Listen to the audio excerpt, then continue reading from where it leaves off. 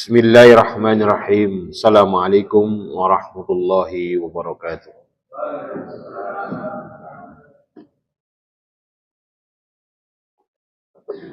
Innal hamdalillah nahmaduhu wa nasta'inuhu wa nastaghfiruh wa na'udzu billahi min shururi anfusina wa min sayyiati a'malina. May yahdihillahu fala mudilla lahu wa may yudlilhu fala hadiya lahu. Ashhadu an la ilaha illallah wahdahu la syarika lah wa ashhadu anna Muhammadan abduhu wa rasuluhu la nabiyya ba'dah.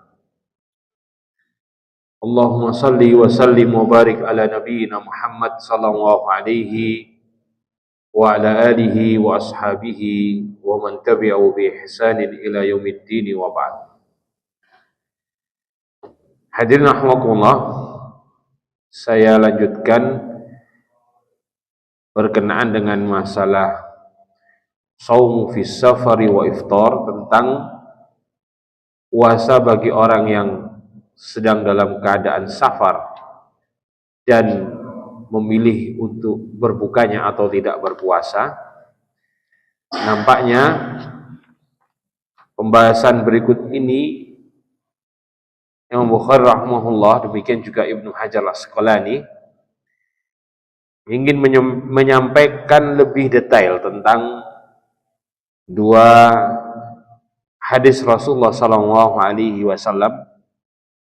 yang sekilas memiliki sedikit agak perbedaan. Dalam kasat mata secara kesimpulan, satu hadis mengatakan lebih baik tidak berpuasa, satu lagi secara kasat mata diperbolehkan untuk tetap berpuasa. Oleh karena itu para ulama kemudian berkepentingan untuk menjelaskan lebih detail, karena hakikatnya hadirin rahimakumullah, cara beragama yang kita ambil dari Rasulullah SAW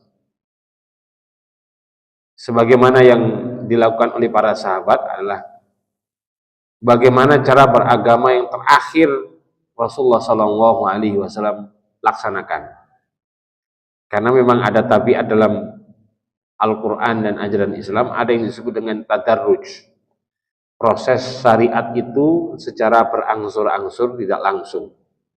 Oleh karena itu memungkinkan ada yang disebut dengan nasikh mansukh. Ajaran yang terdahulu kemudian dihapuskan oleh ajaran yang lebih baru. Seperti halnya dengan masalah kiblat, seperti halnya dengan masalah junub, itu ada proses nasikh mansukh.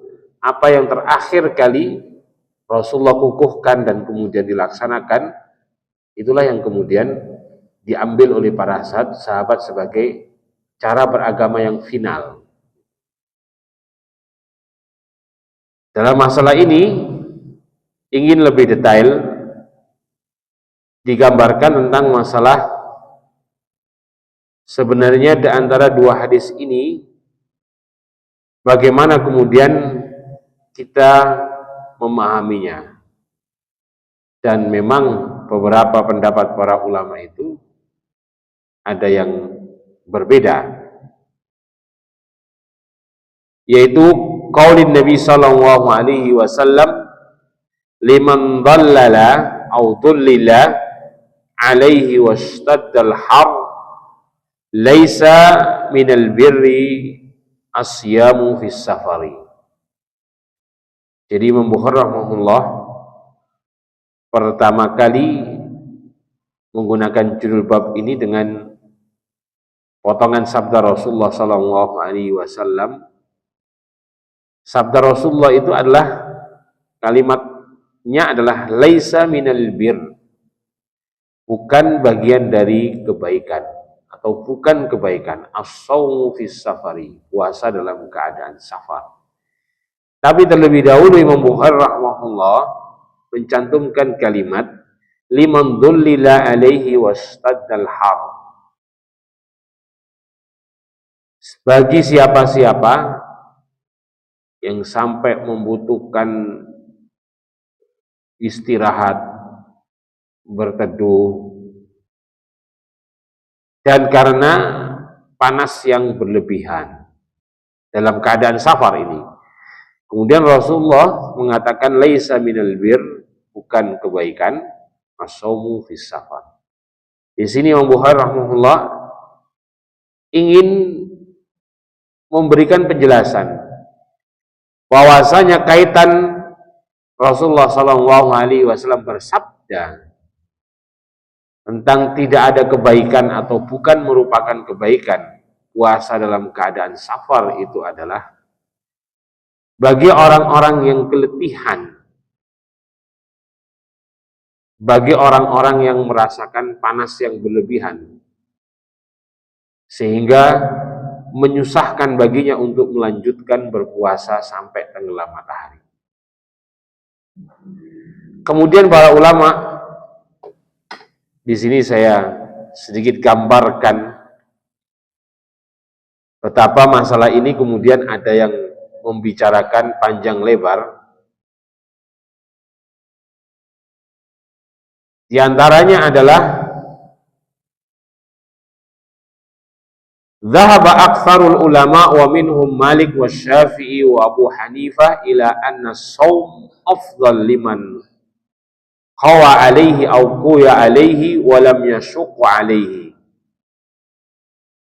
Dari kalangan mazhab Maliki, Syafi'i dan Abu Hanifah, ya setidaknya di sini kalau ingin mau diurutkan Abu Hanifah, Malik wa Syafi'i, karena Abu Hanifah terlebih dahulu ketimbang Imam Malik dan Imam Syafi'i. Sesungguhnya puasa bagi orang yang dalam keadaan safar itu afdal bagi orang yang memiliki kekuatan, masih tahan secara fisik, tidak ada hal yang membahayakan bagi dirinya. Walam yashqa alaihi, dan tidak memberatkan baginya.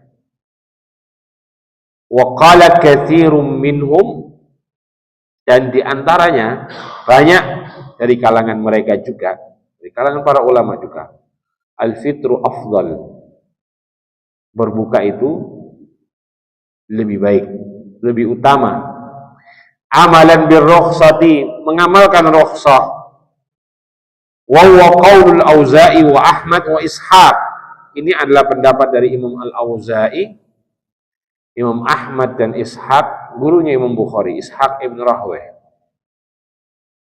Wa qala al-akharun, sebagian lagi para ulama berpendapat wa huwa mukhayyarun mutlaqun. Ini adalah merupakan mukhayyar yang sama, boleh memilih, mau puasa boleh, mau tidak juga boleh, tidak ada keterkaitan dengan kondisi apapun dan situasi apapun. Pokoknya dalam keadaan safar boleh memilih baginya untuk melanjutkan puasa atau menghentikan puasanya, berbuka, batal puasanya, dengan ketentuan mengganti di hari yang lainnya. Wa qala al-akharun, dan berkata juga atau berpendapat juga di antara yang lainnya, afdaluhuma, yang paling afdal di antara keduanya, antara yang memilih berbuka atau melanjutkan puasa, adalah aisaruhuma, yang paling mudah bagi dirinya. Paling mudahnya yang mana? Kalau paling mudah bagi dirinya itu untuk berpuasa, melanjutkan puasa, kenapa? Karena perhitungannya, kalau dia tidak berpuasa, berbuka, mengganti di hari yang lainnya itu lebih berat bagi dirinya, maka puasa lebih baik baginya. Melanjutkan puasa lebih baik baginya. Adapun bagi orang yang tidak ada pertimbangan di belakang hari nantinya, sama saja dia berpuasa di hari apapun tidak ada masalah, mengganti di hari lain tidak ada keberatan, dan situasi saat itu yang memudahkan bagi dirinya adalah membatalkan, ya membatalkan lebih baik bagi dirinya. Begitu. Tergantung situasi personal masing-masing, perhitungannya. Ini diambil dari firman Allah Ta'ala, yuridullahu bikumul yusra. Allah Subhanahu wa Ta'ala menginginkan dari kalian itu kemudahan. Allah tidak menginginkan dari kalian itu kesusahan dalam melaksanakan ajaran agama. Fa in kana al-fitru aisaru alaihi fa huwa afdal fi haqqihi. Siapa yang berbuka itu lebih mudah baginya, maka berbuka itu lebih cocok baginya. Ahakku. Wa in kana siyamu aisar kaman yashal alaihi khina idzin wa yashukku alaihi qada'uhu ba'da dzalika fas-shaumu fi haqqihi afdal. Ini yang saya katakan. Dan barang siapa yang puasa itu untuk dia lanjutkan mudah, dan justru dia akan mendapatkan kesusahan kalau harus mengganti di hari yang lainnya, maka puasa itu baginya adalah lebih baik. Wa huwa qaulu Umar ibn Abdul Aziz, dan ini juga merupakan pendapat dari Khalifah Umar ibn Abdul Aziz. Kadang-kadang Umar bin Abdul Aziz dalam masalah-masalah ini sering diseret-seret pendapatnya, karena beliau sebagai seorang khalifah, beliau juga sebagai seorang ahli fikih di zamannya memang. Tidak bisa dipungkiri sebagaimana Umar ibn Khattab, sebagaimana Ali bin Abi Thalib sebagai seorang khalifah dan sebagai seorang imam sekaligus pada masanya, sebagai ahli fikih di zamannya. Walladhi yatarajjah qaul jumhur, dan yang demikian itu yang kemudian diambil qaul rajih dari para jumhur, yaitu dilihat situasi dan kondisi. Walakin qad yakunul fitru afdal liman istadda alaihi shaum wa tadarrara bihi. Namun bisa jadi juga berbuka itu lebih baik bagi orang yang memang sangat kesusahan dan kemungkinan akan timbul bahaya pada dirinya. Bahaya ini bukan hanya bahaya fisik bagi kita, bahaya secara personal. Bahaya juga dikarenakan ada sesuatu yang tidak bisa dilaksanakan atau menjadi susah terlaksananya sebuah ibadah pada saat dia tetap mempertahankan puasa dalam keadaan safar.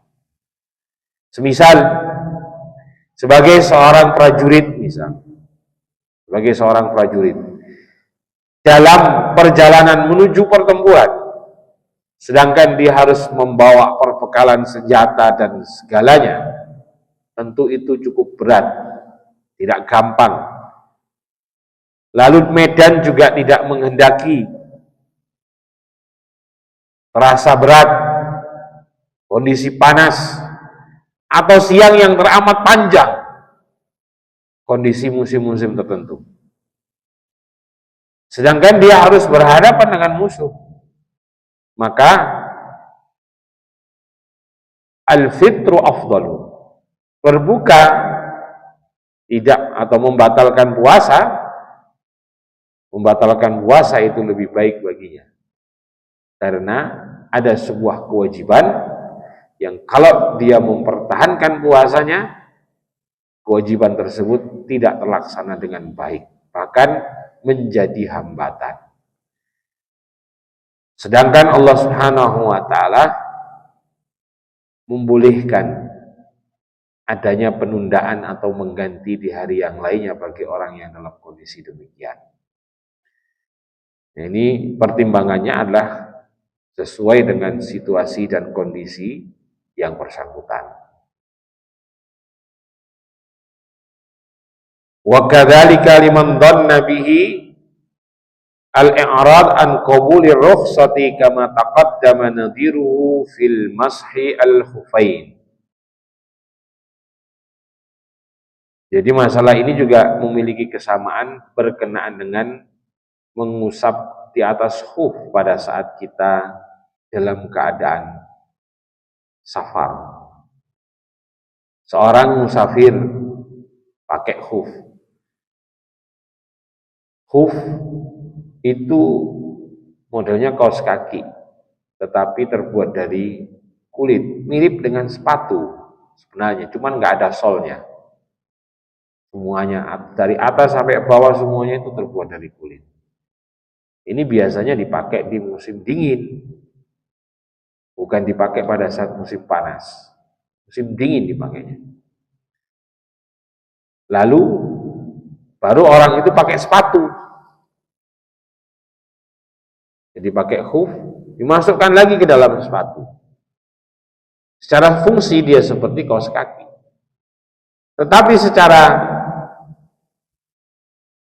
bentuk dan fungsi dan apa namanya, hakikatnya dia tidak sama dengan kaos kaki seperti yang kita sekarang ini punya, disebut dengan jawrab.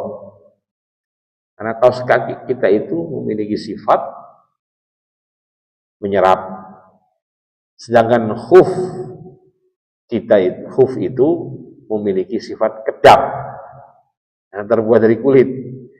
Kulit ada dua, kulit sapi itu biasanya yang keras dipakai sepatu yang luar itu, seperti sepatu-sepatu para koboi itu. Kalau kulit kulit domba itu lembut. Nah, itu biasanya yang digunakan khuf. Nah, khuf ini hadirin rahimakumullah, sebenarnya ada beberapa, saya agak ada yang menyesal di antaranya. Akhir-akhir ini kalau ada yang berangkat umroh, saya titipin khuf supaya saya gampang pada saat ngajar. Khuf itu kayak gini gitu loh, biar gampang. Tapi tidak berhasil juga. Mudah-mudahan nanti kalau ada yang berangkat umroh atau haji, kalau ketemu sama khuf, tolong dibelikan supaya kita mudah waktu belajar. Khuf itu begini, supaya nggak kebanyakan kalimat yang diucapkan. Karena sifatnya memang berbeda. Nah, khuf itu adalah rahmatullah. Bagi orang yang musafir dalam kondisi safar, Rasulullah SAW berikan keringanan 3 hari 3 malam dia untuk tidak melepasnya. Tidak melepasnya. Dan cukup mengusap di atasnya. Kalau rukhsah ini dianggap bahwasanya tetap menggunakan khuf afdal bagi seseorang, lebih baik ketimbang melepasnya wudhu biasa. Bagi perorangan satu daerah dengan daerah yang lainnya, atau satu orang dengan orang yang lainnya, kondisinya berbeda-beda. Ada yang menggunakan khuf ini dalam 1 hari, dia sudah tidak nyaman. Dia ingin membukanya, ingin cuci kaki. Nah, kalau kemudian tetap menggunakannya dan mengusap di atas khuf itu lebih afdal, kasihan orang ini. Sudah risih dan tidak enak rasanya. Maka ini sama dengan cara beristidlal atau beristimbat dalam masalah berbuka dalam keadaan safar.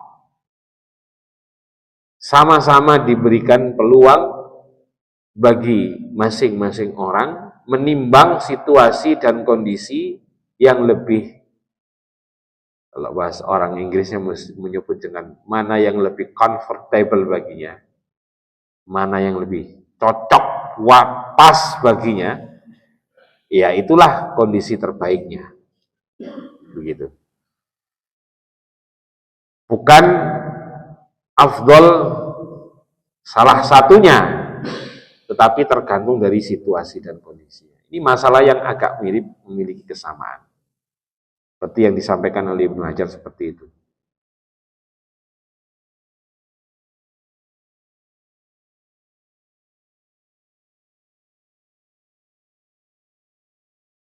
Kemudian waqad ruwiya Ahmad min tariqin Abi Ta'ma qala rajulun li Ibni Umar. Ini ada riwayat begini.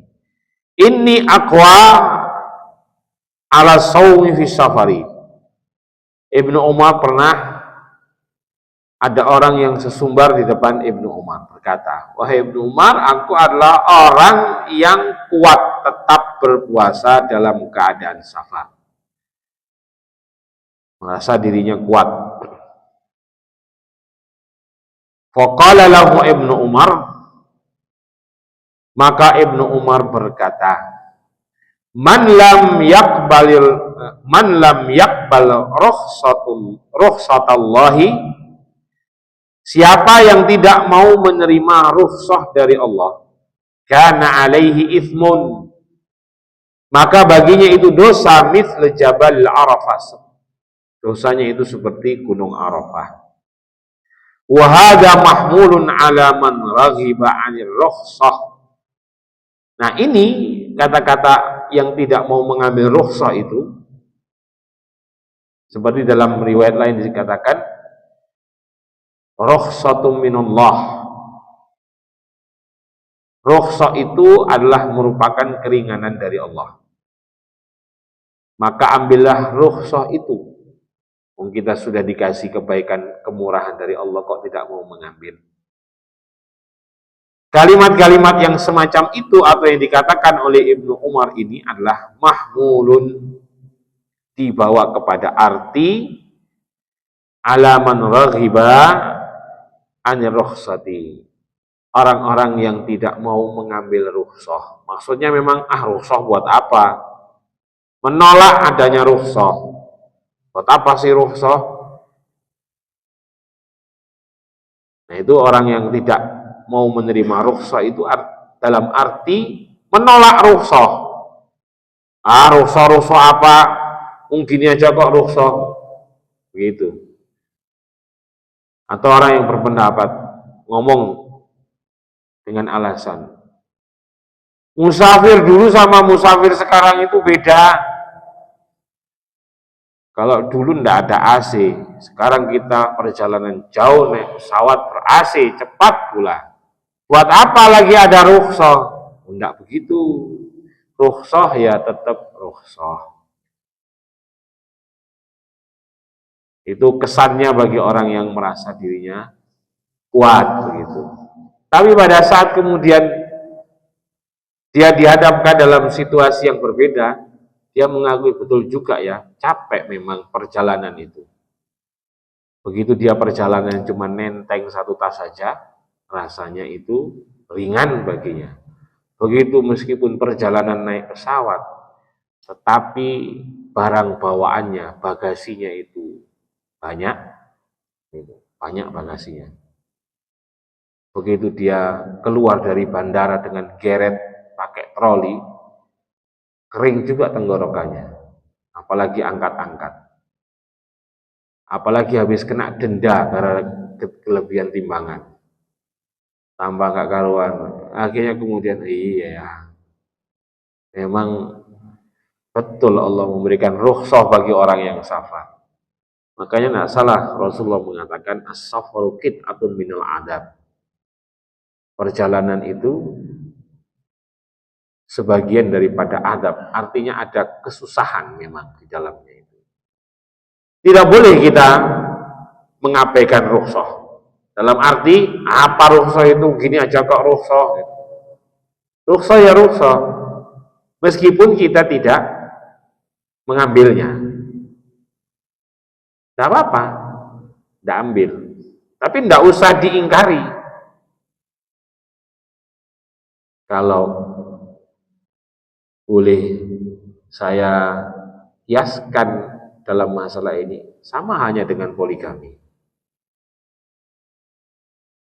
Itu bagi perempuan tidak mau, tidak apa-apa, tapi tidak usah diingkari, tidak perlu untuk diingkari. Nggak mau boleh, tidak apa-apa, tidak mau, tetapi tidak perlu untuk diingkari. Gitu. Karena dalam situasi dan kondisi tertentu bisa jadi hadirin rahimakumullah kondisinya akan berbeda. Kondisinya akan kemudian berbeda. Jadi gambarannya rukhsah itu begitu. Kadang-kadang kita menganggapnya, itu tidak perlu. Tapi suatu kondisi itu dibutuhkan. Jangan diingkari kalau kita tidak memerlukannya. Cukup dengan kita, itu rukhsah memang, tetapi saya tidak mengambilnya saat ini. Saat ini. Karena kita belum tahu situasi yang terjadi di belakang nanti. Gitu. Dan rukhsah itu macamnya kan banyak sekali. Satu ketika kita tidak mengambil rukhsah ini, tapi satu ketika yang lainnya kita ngambil rukhsah yang lainnya. Misal hadirin rahimakumullah, kita tidak mengambil rukhsah berkenaan dengan puasa ini karena kita merasa diri kuat. Tapi kita mengambil rukhsah bertayamum. Tuh kan ngambil juga rukhsah. Kenapa? Ya ada situasi yang sulit untuk kita tanggulangi sehingga kemudian kita harus rukhsah, mengambil rukhsah gitu. Tidak perlu untuk diingkari. Jadi maksudnya orang yang tidak mau mengambil rukhsah itu seperti orang yang tidak berterima kasih kepada kebaikan Allah adalah orang yang menolak adanya rukhsah. Mengesampingkan rukhsah dan menganggap itu bukan kebaikan. Begitu.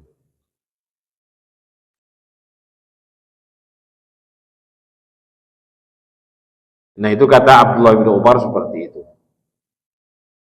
Kalau dalam bahasa yang lainnya, ini adalah orang-orang yang ta'ajjaba, ujub, merasa dirinya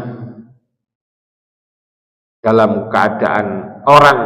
Jadi gini hadirin rahimakumullah, kadang-kadang kita harus mengintrospeksi kondisi kita dalam kita keadaan berpuasa ini.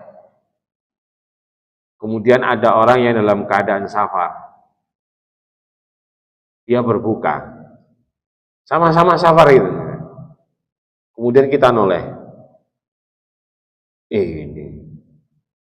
ini aja nggak puasa. Merasa dirinya afdalu minhu. Kita lebih baik daripada orang yang berbuka itu. Bahkan yang seperti itu kita tidak perlu. Sungguhnya dia sudah mengambil rukhsahnya. Ya apa-apa. Begitu. Kalau perlu, kalau kemudian kita kita ujak makanan, berikan kepadanya. Kan dia ambil rukhsah, begitu. Mengambil rukhsah. Tapi ada juga orang yang sebenarnya ini cerita pribadi saja, pengalaman pribadi saja. Terbang dari Uni Emirat ke Jakarta, bertemu dengan seorang teman, agak lugu anaknya. Udah beberapa kali naik pesawat, tapi dia agak lama, lupa. Begitu jejeran dengan saya, waktunya makan, dikasih makan, tidak mau. Dia bilang berpuasa. Padahal dikasih makannya ini setelah asar, setelah lagi maghrib. Saya berpuasa. Oh ya, baik berpuasa. Karena dia kurang mengerti dalam berkomunikasi bahasa Inggris, saya ambil saja jatahnya. Saya bilang, ini teman saya, taruh aja sini. Saya taruh dua-duanya punya taruh saya. Begitu waktunya berbuka, dia bingung mau buka apa ini. Nah kan, ngambil itu bukan untuk kita ambil jatah makan, itu belum tentu kita pas langsung kemudian mau makan. Kan bisa kita makan nantinya. Begitu sampai Jakarta, dia bilang sama saya nggak puasa aja lah. Kemarin kayaknya kuat. Sekarang sudah sampai Indonesia, malah mau membatalkan diri. Ya kadang-kadang orang, ya itulah hadirin rahimakumullah, kita tidak menutup kemungkinan merasa diri kita kuat di suatu ketika, tapi di ketika yang lainnya kita dalam kondisi lemah. begitu. Tidak perlu untuk kemudian menolak daripada rukhsah, begitu.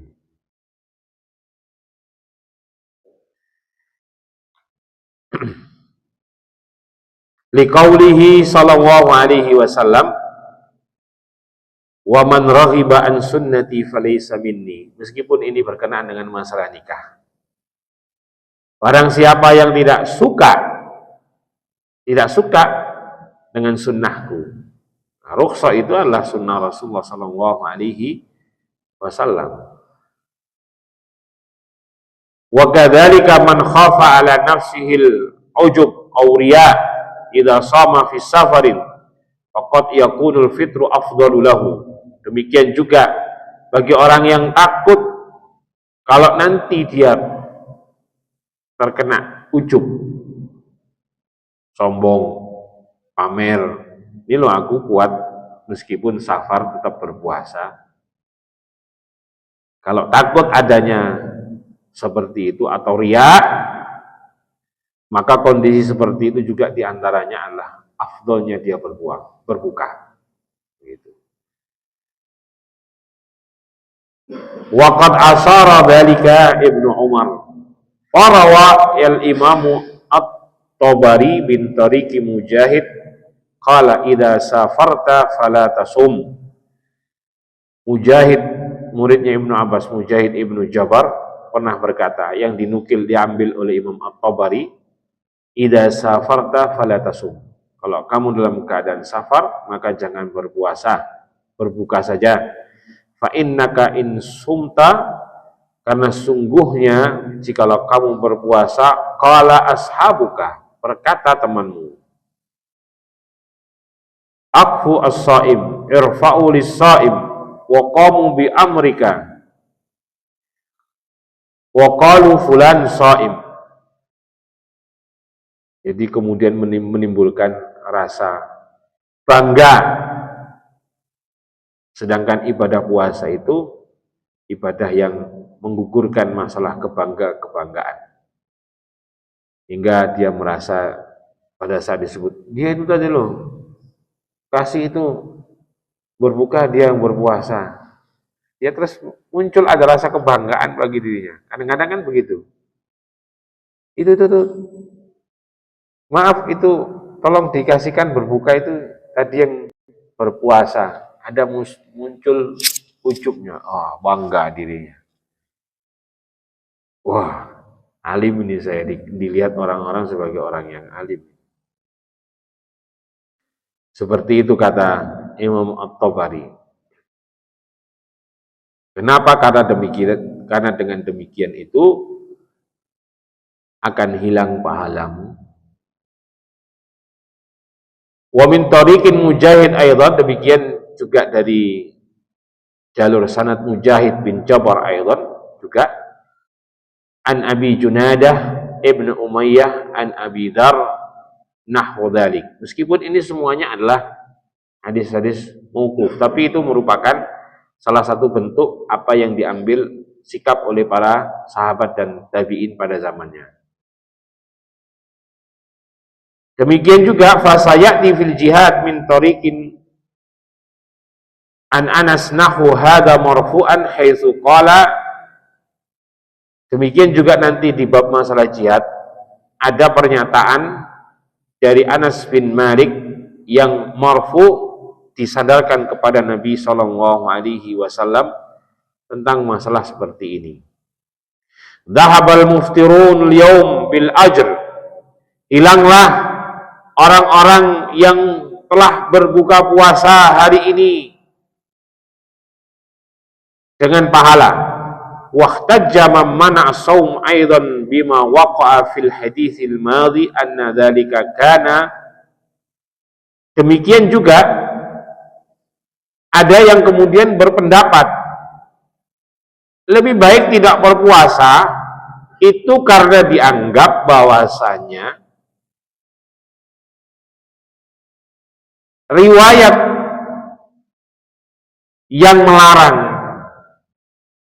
sikap sahabat yang cenderung lebih memilih tidak berpuasa dalam keadaan safar karena berbagai macam alasan itu tadi, menunjukkan itu adalah sikap terakhir Rasulullah Shallallahu Alaihi Wasallam. Begitu, karena berbagai macam pertimbangan. Begitu. Ada yang menganggapnya seperti itu.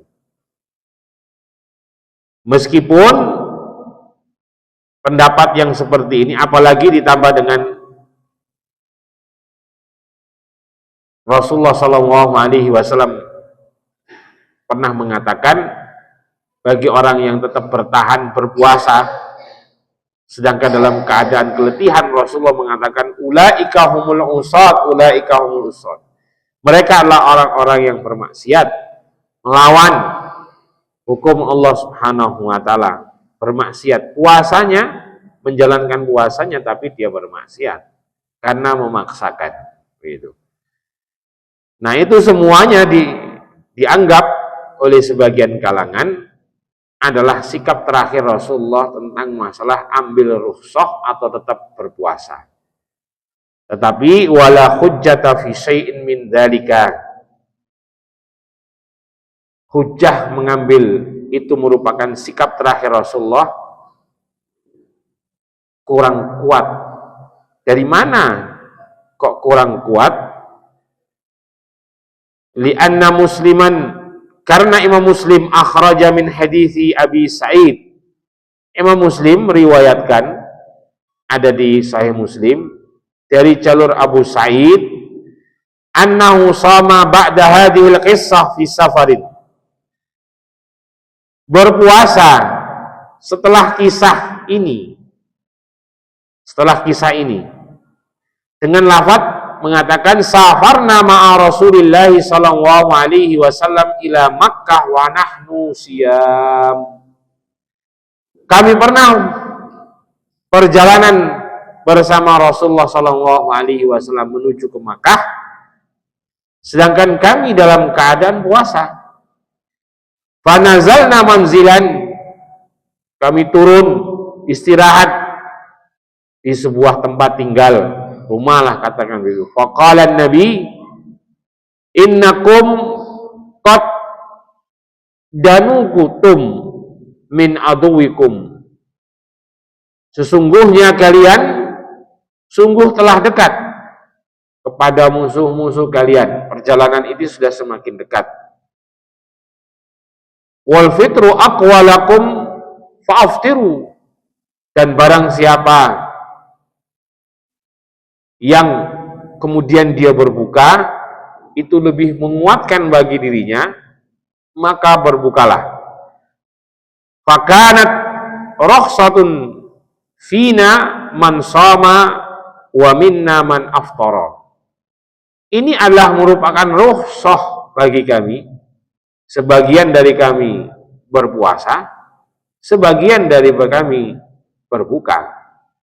Begitu. Nah, ini menunjukkan di peristiwa Fathul Makkah, begitu. Jadi hadirin rahimakumullah, yang berpendapat nasih mansuh tadi dengan dalih, karena sahabat banyak yang berpendapat mengambil langkah demikian untuk sebuah kebijaksanaan, kehati-hatian supaya tidak takabur, supaya tidak riak berpuasa, supaya tidak ini dan seterusnya. Udahlah, nggak usah puasa, diganti saja dengan hari lain, malah bikin masalah saja kan, menurut cara beragamanya para sahabat pada saat itu. Karena kita puasa dalam keadaan safar, banyak godaannya, godaan, terutama godaan nanti ada orang sedikit saja, padahal orang tidak sengaja mau muji kita, tapi kita dengan sendirinya kemudian GR di kepala kan. Pak, tolong itu kasih, itu mau berbuka puasa, sudah mau menjelang itu, kita tidak usah dulu utamakan mereka. Itu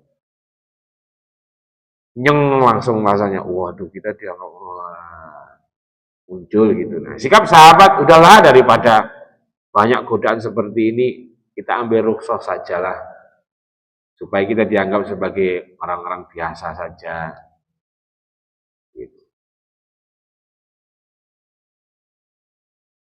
Itu tidak menunjukkan bahwasanya itu adalah sikap Rasulullah yang terakhir dalam urusan masalah rukhsah ini, berbuka atau tetap berpuasa. Kenapa? Karena hadirin rahimakumullah, berdalil dengan yang seperti itu tidak sesuai dengan kenyataan riwayat Rasulullah pernah perjalanan bersama sahabat, membolehkan sebagian sahabat itu untuk berpuasa, membolehkan sebagian sahabat itu untuk berbuka. Situasinya tergantung masing-masing. Lalu Imam Bukhari rahimahullah juga menyantumkan hadis dari Jabir bin Abdullah qala kana Rasulullah sallallahu alaihi wasallam fi safarin qara'a zihaman wa rajulan qad dhullila alaihi faqala ma hadha. Dulu pernah Rasulullah sallallahu alaihi wasallam dalam keadaan safar dan melihat kerumunan orang. Zahmah, kerumunan orang. Kerumunan orang ini ternyata warajulan qad dhullila alaihi faqala ma hadha. Ya, ada orang yang dhullila alaihi fasaqqa rajulun as-sawma faja'ala rakhilatuhu tahinu bihi tahta syajarah. Dia kemudian mendekat ke sebuah pohon, mengikat ontanya dan berlindung di pohon tersebut. Dia dalam keadaan keletihan. Begitu. Maka Rasulullah kemudian mengatakan, "Mahada, apa ini?" Qalu as-saim, orang yang berpuasa. Ini kan menghambat perjalanan ini. Sedangkan ini menuju perjalanan menuju Makkah. Qala Rasulullah kemudian mengatakan, "Laisa minal bir as-shaumu fis safar." Kan merupakan kebaikan puasa dalam keadaan safar, apalagi rombongan. Ini sebagai contoh ilustrasinya nih hadirin rahimakumullah. Yang namanya rukhsah itu ya rukhsah begitu. Silakan diambil. Suatu ketika, mudah-mudahan ini tidak ngerasani. Apalagi ada kamera ini kan, orang yang pernah kejadian itu bisa jadi mendengarkan ini dan teman saya sendiri. Suatu ketika begini, kita ingin bepergian. Sudah kita sepakati semua bahwasanya bus datang itu jam 2. Kita sudah salat zuhur. Belum juga waktunya salat asar. Untuk pergi ke suatu tempat, tidak jauh. Paling sekitar 10 kilo karena kita diangkut bareng-bareng menggunakan kendaraan bis. Bis kecil, bukan bis besar. Bis ini kemudian terjadi kemacetan atau sesuatu di tengah jalan. Macet karena menjelang berbuka puasa, hari puasa. Kita nunggu. Terdengarlah kemudian suara pemandangan azan. Allahu Akbar, Allahu Akbar. Kita tengok-tengok. Sholatkah? Nunggu. Karena pada saat kita nanti berangkat, acaranya di sana memang diawali dengan sholat berjamaah. Sholat di sini kah? Berangkatkah? Semuanya sepakat, tunggu aja. Kayaknya sebentar lagi, kemacetannya nggak jauh dari sini. Ada satu orang yang ngotot, sholat asar. Begitu waktunya sholat, dia baru Allahu Akbar, belum sampai ruku, bis datang. Kata semua orang, kita telat lagi setelah kemacetan gara-gara orang ini. Akhirnya semuanya meluapkan kemarahannya gara-gara satu yang sholat ini. Akhirnya semuanya musyawarah, ditinggal atau ditunggu. Ada yang nyoba, tinggal saja. Begitu kendaraan sudah mau bergerak, tinggal saja. Dia panggil-panggil, tunggu, tunggu. Nah, kan. Kadang-kadang seperti itu, ada kondisi yang seperti itu. Nah, itulah pentingnya kita kemudian agama ini ada kemudahan yang Allah Subhanahu wa taala berikan kepada kita. Kadang-kadang kita boleh mengalah sedikit karena situasi dan kondisi yang memang ini bukan sebuah penundaan terhadap perintah Allah Subhanahu wa taala. Karena hakikatnya perintah Allah Subhanahu wa taala, setiap perintah itu ada yang disebut dengan at-tarahi, jedah waktu pelaksanaan. Allah memberikan kewajiban itu tidak pas-pas banget kok. Waktu sholat dibuat cuma 5 menit, kan tidak pernah begitu kan. Duhur dari jam sekian sampai jam sekian. Asar dari jam sekian sampai jam sekian. Waktu yang paling mepet, maghrib dan subuh pun masih ada jeda waktu cukup untuk tarawih. Maka adalah sedikit toleransi kita dalam. Nah, itu kan kemudian mengabaikan berjamaah, enggak, nanti juga sampai di sana kita sholat berjamaah, tidak juga mengabaikan. Tidak ada unsur-unsur yang kemudian terabaikan. Gih, pertanyaan Pak Muno. Jelas dalam pemaparan terbuka, saya mengangkat sholat saya selesai. Bagaimana para sahabat dalam bahkan Rasulullah menjelang akhir hidupnya berdasarkan. Pertanyaan saya, apakah berpikir bagaimana isi tentang amal berbuat ini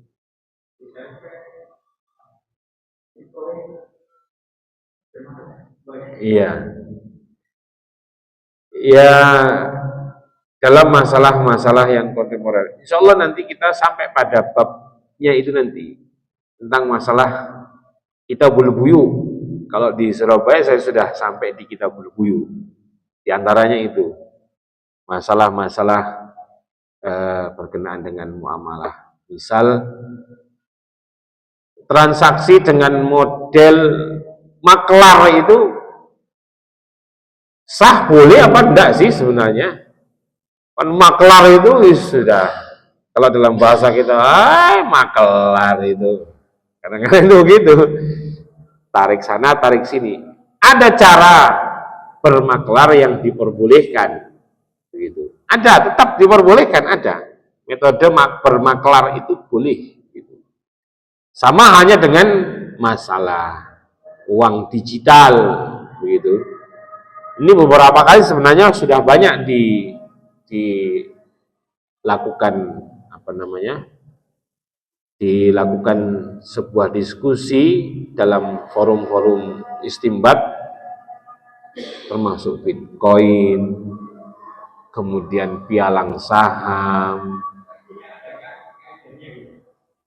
Ada kaidah-kaidah dalam masalah bermuamalah, nanti itu ada, Pak. Di antaranya adalah tidak ada yang unsur gharar. Gharar itu tidak jelas untung, tidak jelas rugi. Situasi mengambang.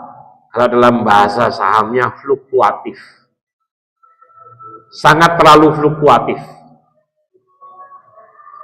Nah, itu berbahaya karena di sana unsur gamblingnya jauh lebih tinggi dibandingkan dengan perdagangan yang biasanya kita ingin mendapatkan untung dan rugi.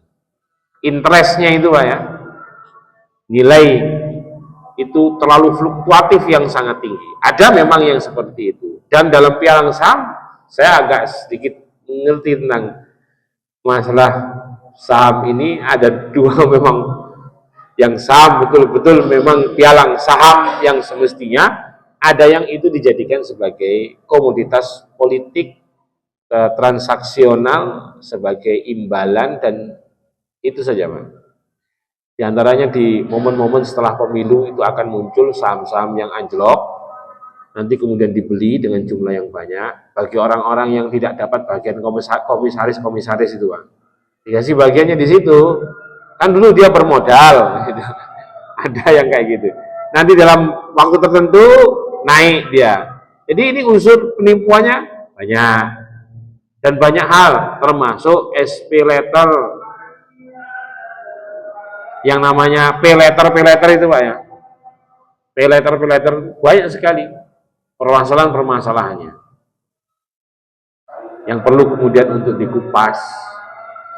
Nilai gorohnya tidak ada. Yang kedua, nilai zalimnya tidak ada.